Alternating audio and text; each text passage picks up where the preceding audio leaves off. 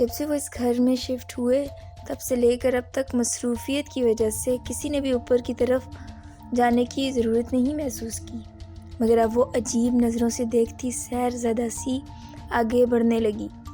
دونوں کمروں کے درمیان کھڑی وہ ارد گرد کا جائزہ لیتے ہوئے چونکی۔ افشاں امی کی آواز پہ وہ یکدم پلٹی۔ میں آؤں کہ نہ آؤں؟ نہیں امی، وہ چلائی، آپ رہنے دیں، میں خود ہی سارا سامان رکھ دوں گی۔ اس نے باہر کی طرف منہ کرتے ہوئے ماں کو منع کیا۔ اس نے ادھر ادھر دیکھا، چھوٹا کمرہ اسے بہتر لگا۔ دیوار کے ساتھ شاپر رکھتے اس کی نظر باتھ کے دروازے پر پڑی۔ وہاں ایک جھاڑو پڑا تھا۔ وہ مسکرائی۔ واہ، گھر بیچنے والوں نے کمرے اتنے گندے اور بدبودار رکھے ہوئے ہیں، اور جھاڑو ایسے رکھے ہیں جیسے روز صفائی کرتے ہوں، سوچتی آگے بڑھی اور جھاڑو پکڑے جالے اتارنے لگی۔ تقریباً 1 گھنٹے میں وہ دونوں کمروں کے جالے اتارنے میں کامیاب ہو گئی۔ اب بات کے جالے اتارنے کی نیت سے جوں ہی اندر قدم رکھا، دیکھ کر مبہوت رہ گئی۔ ارے یہ کنگن کس کے ہیں؟ دیوار میں چھوٹی سی الماری میں خوبصورت نگینوں سے مزین جڑواں کنگن پڑے تھے۔ ایسا لگتا تھا کہ کسی نے ابھی اتار کے رکھے ہوں۔ اس نے آگے بڑھ کے کنگن اٹھائے، اسے الٹ پلٹ کے دیکھا۔ اس کا ڈیزائن اتنا دلکش لگا کہ بغیر تحقیق کی ہاتھوں میں پہن لیے۔ پھر جھاڑو پکڑے سارے بات کا جالا صاف کرنے لگی۔ اس میں اسے کم و بیش 10 منٹ لگے۔ ایک طائرانہ نظر ڈالتی مطمئن انداز میں باہر نکلی، چھت پہ پڑی فالتو اشیاء اٹھا کے ایک طرف رکھتے ہوئے جھاڑو لگایا اور مطمئن ہوتے سیڑھیاں اترنے لگی۔ حیرت ہے، امی نے دوبارہ پوچھا ہی نہیں۔ سوچتی ان کے کمرے میں آئی تو وہ سو رہی تھی۔ افشاں مسکراتی ہوئی باقی کا سامان اکٹھا کرنے لگی۔ بلاؤ اسے ذرا، رحیم شاہ غصے سے دھاڑے۔ آخر ہوا کیا ہے؟ کیوں ایسے انداز میں بات کر رہے ہیں؟ عطیہ خاتون نے افشاں کو آواز دینے سے پہلے اپنے شوہر سے کہا۔ جی امی۔ ایک ہاتھ میں کتاب اور دوسرے میں پنسل پکڑے وہ بھاگی آئی۔ رحیم شاہ نے بیٹی کی معصوم اور بھولی بھالی صورت دیکھی تو پریشانی کو فی الفور چھپاتے ہوئے بیوی کی طرف دیکھا۔ جب تک اوپر والے پورشن نیا نہیں بن جاتا تب تک گھر کا کوئی فرد اوپر نہیں جائے گا، انہوں نے تنبیہ کی۔ افشاں جو ماں کی آواز پہ بھاگی آئی، باپ کے انداز پہ چونک گئی، مگر جی اچھا ابو کہتی سعادت مندی سے واپس پلٹ گئی۔ جب اسے بلانے پہ اتنا زور دیا تو بات کیوں نہیں کی؟ عطیہ نے گھورتے ہوئے پوچھا۔ کچھ نہیں بیگم، وہ کچھ سوچتے ہوئے بولے۔ جمشید کی باتیں بتا کر گھر والوں کو ہراساں نہیں کرنا چاہتے تھے، البتہ اسے تدارک کے لیے انہوں نے رات سونے سے قبل بیوی اور بیٹیوں پہ مقدس آیات پڑھ کر پھونکنا اپنا معمول بنا لیا۔ عطیہ بیگم روٹیاں پکاتی افشاں کو دیکھتی جا رہی تھی، جو خاموشی سے ٹکٹکی باندھے سائڈ ٹیبل پہ رکھے پانی کے کولر کو دیکھنے میں اتنی مہو تھی کہ اسے ارد گرد کی کوئی ہوش نہ تھی۔ افشاں، آخر عطیہ بیگم نے اسے ٹوکا۔ جی امی، وہ ہڑبڑا سی گئی۔ کیا سوچ رہی ہو بیٹا؟ کتنی دیر سے ایک ہی زاویے سے بیٹھی ہو؟ اب وہ فکر مند سی ہوئیں۔ میں، اس نے آنکھیں پٹپٹائیں، میں تو کب سے آپ سے باتیں کر رہی ہوں، وہ حیرت سے دیکھتی بولی۔ عطیہ اس کی طرف دیکھنے لگی۔ اس سے پہلے کہ وہ کچھ کہتی ٹیلی فون کی گھنٹی بج اٹھی۔ ناچار افشاں کو اٹھنا پڑا۔ ہیلو، جی ابو، مسکرائی۔ ٹھیک ہے، میں امی سے کہہ دیتی ہوں۔ جی ٹھیک ہے، گردن ہلاتے اس نے فون رکھ دیا۔ امی ابو کہہ رہے ہیں کہ ابھی 1 گھنٹے تک 2 آدمی آئیں گے، انہیں چھت پہ بھیج دیجیے گا اور اوپر خود نہ جائیے گا، انہوں نے کمرے دیکھنے ہیں۔ افشاں نے عجیب سا منہ بنایا جس سے عطیہ نے خاص نوٹ کیا، مگر کہا کچھ نہیں۔ تمہارے ابو خود ساتھ آ جاتے، وہ بڑبڑائیں۔ اب کیسے کام کروانا ہے ہمیں کیا پتہ؟ وہ ناک سکڑتی کچن سے چیزیں اٹھانے لگیں جبکہ افشاں کی نظریں کھڑکی سے بھٹکتی باہر گلی میں کھڑے کالے کتے پہ اٹک گئی، جو افشاں کی طرف دیکھتے دم ہلا رہا تھا۔ آج سلیم کے گھر والے باقاعدہ رشتہ پکا کرنے کے لیے آ رہے تھے۔ عطیہ بیگم دونوں بیٹیوں کے ساتھ صبح سے صفائی ستھرائی میں مصروف تھیں۔ اب جا کے کہیں فارغ ہوئیں تو کچن کا رخ کیا۔ پل بھر میں کچن سے اٹھنے والی اشتہا انگیز خوشبوئیں بھوک کو بڑھانے لگیں۔ افشاں لائٹ گرین کلر میں ہلکے پھلکے زیورات میں بہت پیاری لگ رہی تھی۔ عطیہ اور رحیم بھی صاف اچھے لگ رہے تھے اور مہمانوں کا استقبال کرنے کو تیار تھے۔ گاڑی کے ہارن پہ وہ دونوں باہر کو لپک گئے۔ افشاں ماں کی آواز پہ وہ چونکی۔ امی بھی نہ۔ وہ مسکرائی۔ گلی میں کھڑے ہو کے آواز دینے کی بھلا کیا ضرورت آن پڑی۔ وہ اٹھی اور باہر کو قدم بڑھائے۔ ابھی ایک پاؤں باہر رکھا ہی تھا کہ ایک جاندار سا وجود پاؤں کے نیچے آ گیا۔ میاؤں۔ اس سے پہلے کہ وہ سنبھلتی اسے موٹی تازی کالی بلی نے اس کے پاؤں پہ پنجہ مارا اور غصے سے کراتی باہر لپکی۔ ایک تو اس کا پنجہ مارنا، دوسرا اس کا نیچے آ جانا اور چیخنا۔ عطیہ بیگم جو مہمانوں کے ساتھ کمرے میں داخل ہو رہی تھیں وہیں دل تھام کے رہ گئیں۔ ماں تھیں، ان کے نزدیک یہ بہت بڑی بدشگونی تھی۔ حیرت اس بات پہ ہوئی تھی کہ بند کمروں میں بلی آئی تو آئی کہاں سے۔ امتیاز بھائی اور ان کی بیوی کو یہ سمجھانے پہ عطیہ کے چہرے پہ تفکرات کا جال سا بچھ گیا۔ کچھ بہتر ہوا نہیں تو وہ سی عورت اور نہ جانے کیا کیا سوچتی رہتی۔ رحیم شاہ نے نکاح کے بجائے ایک ماہ میں شادی کرنے کا فیصلہ دے دیا۔ سلیم اور اس کے گھر والوں کو کوئی اعتراض نہ ہوا۔ تمام معاملات خوشگپیوں میں بخوبی انجام پائے۔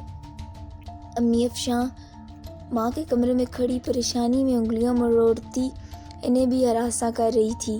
کیا ہوا افشاں؟ وہ یکدم گھبرائیں۔ وہ امی وہ ادھر ادھر دیکھتے رازداری سے ان کے نزدیک ہوئی۔ امی کوئی مجھے نام لے کر پکارتا ہے۔ ہیں؟ حیرت سے دیکھتی وہ بیڈ پہ اٹھ کے بیٹھ گئیں۔ کون آواز دیتا ہے؟ تم جانتی ہو نا کہ 3 ہفتے تک تمہاری شادی ہے۔ تمہارے سسرال والے شکی نہیں، مگر جب شک ہو جائے تو 1000 کوشش سے بھی شک نہیں جاتا۔ وہ پریشانی سے بولی۔ امی ایسی کوئی بات نہیں، جو آواز آتی ہے نا وہ کبھی آپ کی ہوتی ہے کبھی عالیہ کی، مگر جب میں دیکھتی ہوں تو کوئی نہیں ہوتا۔ سہمی سی بولی۔ کیسی باتیں کر رہی ہو افشاں؟ وہ بکھلا گئیں۔ امی میں سچ کہہ رہی ہوں، وہ بکھلاہٹ سی بولی، اور کبھی کبھی مجھے لگتا ہے کہ کوئی میرے ساتھ بیٹھا ہے، کوئی نادیدہ جسے میں محسوس کر سکتی ہوں، دیکھ نہیں پاتی۔ وہ خوفزدہ سے ادھر ادھر دیکھنے لگی۔ ہائے میری بچی! عطیہ خاتون نے اپنے بازو آگے کیے۔ افشاں دوڑ کے ان کے سینے سے جا لگی، جیسے کوئی چھوٹا بچہ کسی جانور کے خوف سے بچنے کے لیے ماں کی ٹانگوں سے چپک جاتا ہے۔ وہ یہ سمجھتا ہے یہی ایک واحد ہستی ہے جو اس جانور سے بچا سکتی ہے۔ افشاں بھی ماں سے لپٹے ویسی توانائی محسوس کرنے لگی۔ عطیہ خاتون پر تفکر انداز میں سوچتی اس کی پشت پہ ہاتھ پھیرنے لگیں۔ امی میری کمر پہ سوئیاں سی چبھ رہی ہیں، جیسے کوئی جسم کے اندر داخل کر رہا ہے۔ وہ کر رہا ہی افشاں ہے۔ اسے امی کی آواز کسی بلی کی گھراہٹ کے مشابہ لگی۔ اس کے بدن میں سنسنی سی دوڑی، مگر ماں کے سینے سے چپکی اس ڈر کو ختم کرنے کی کوشش میں بولی۔ امی بس یہی آواز آتی ہے کہ کوئی میرا نام پکارتا ہے اور کہتا ہے میں آؤں یا نہ آؤں۔ اچھا کہیں ایسا تو نہیں؟ کچھ پل کمرے میں خاموشی رہی، پھر جیسے افشاں کے ارد گرد سنسناہٹ سی ہوئی۔ افشاں میں آؤں یا نہ آؤں؟ افشاں نے دہشت و خوف سے یکدم گردن موڑی۔ اس کا اوپر کا سانس اوپر اور نیچے کا نیچے رہ گیا۔ کٹے اور پھٹے سر پر سوئیاں کی طرح کھڑے کالے سیاہ بال، بغیر پتلیوں کے سفید ساکت آنکھیں اور لمبے نوکیلے دانت نکالے وہ ماں کے سینے سے نہیں، ایک بھوت کے سینے سے چپکی بیٹھی تھی۔ وہ عطیہ نہیں تھی، وہ بھوت تھا۔ افشاں دل خراش چیخ مارتی اس کے بازوؤں میں جھول گئی۔ آپی اب اٹھ بھی جائیں، کب تک سوتی رہیں گی؟ مجھے اسکول کا ہوم ورک بھی کروانا ہے۔ عالیہ نے کمبل کھینچتے اسے ہلایا۔ وہ گھسمسائی۔ سونے دو عالیہ، ابھی تو آنکھ لگی ہے۔ اس نے کمبل کے لیے بستر پہ ہاتھ مارا۔ آپی شام کے 8 بج رہے ہیں۔ ابو 2-3 بار پوچھ چکے ہیں، مگر آپ ہیں کہ خواب خرگوش کے مزے لوٹ رہی ہیں۔ وہ منہ بناتی اچانک پیچھے ہٹی۔ آپی یہ بدبو کیسی آ رہی؟ کیسی بدبو؟ افشاں نے اپنی نیند سے بوجھ لال انگارہ آنکھیں کھول کے عالیہ کی طرف دیکھا۔ مجھے تو نہیں آ رہی۔ وہ ایسی مسکرائی کہ اس کا اوپر کا ہونٹ ناک اور رخسار کو چھوتا اوپر تک کھنچ گیا، جس سے اس کا خوبصورت چہرہ عجیب مضحکہ خیز لگا۔ عالیہ نے ایک جھرجھری لیتے اپنی نظروں کا زاویہ بدلا۔ آپ بھی اٹھیں، منہ دھوئیں، ابھی نیند کا خمار آپ کی آنکھوں سے جھلک رہا ہے۔ وہ دہشت سے پیچھے ہٹی۔ میں باہر جا رہی ہوں، آپ جلدی سے آ جاؤ، اس سے پہلے کہ ابو دوبارہ پوچھیں۔ یہ کہتی اس نے قدم باہر کی طرف۔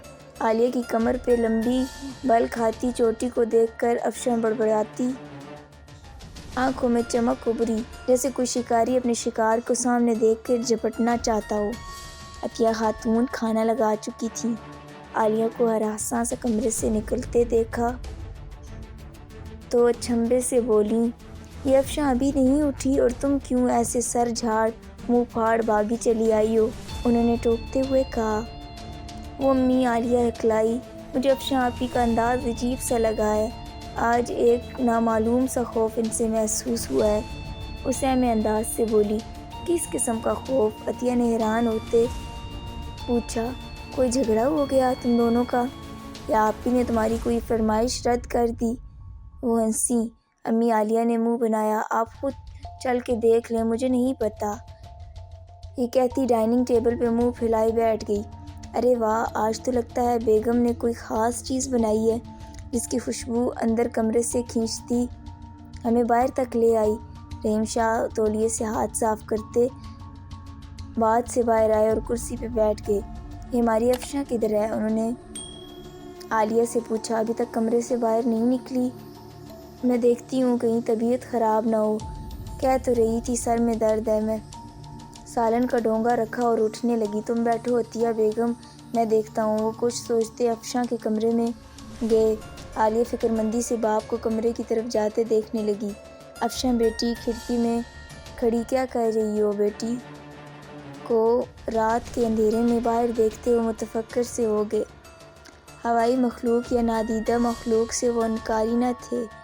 وہ جانتے تھے یہ مخلوق ویران و سنسان جگہ پہ ڈیرے ڈالتی ہے، مگر جمشید نے جو کچھ بتایا اس سے نظریں بھی نہیں چرا سکتے تھے۔ انسانی آبادی میں ہر سال حیران کن اور دہشت ناک واقعہ اب ویرانوں کے وجود کو جس طرز پہ آباد کرنا شروع کر دیا تھا وہ کسی ذی روح سے چھپا نہ تھا۔ رحیم شاہ کی آواز سماعت سے ٹکراتے ہی وہ جیسے ہوش میں آ گئی۔ لمحے بھر کی تاخیر کے بغیر وہ اپنے پورے وجود کے ساتھ گھومی۔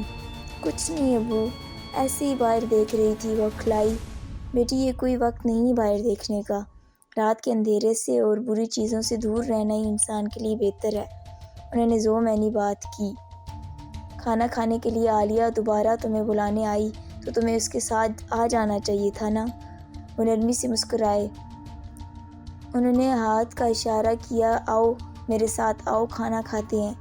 باپ پھیلے بازو دیکھتے ہی وہ ہچکچائی، پھر کچھ سوچتے ہوئے ان کی طرف بڑھی۔ باہر گھوپ اندھیرے میں کھڑکی کے ساتھ لگا کالا کتا خون خوار نظروں سے رحیم شاہ کی طرف دیکھ رہا تھا۔ رحیم شاہ بستر پہ لیٹے چھت کو گھور رہے تھے۔ عطیہ نے عشاء کی نماز پڑھتے بارہا ان کی طرف دیکھا مگر خاموش رہیں۔ دعا کے بعد جائے نماز طے کرتے ہوئے بھی ان کی پوزیشن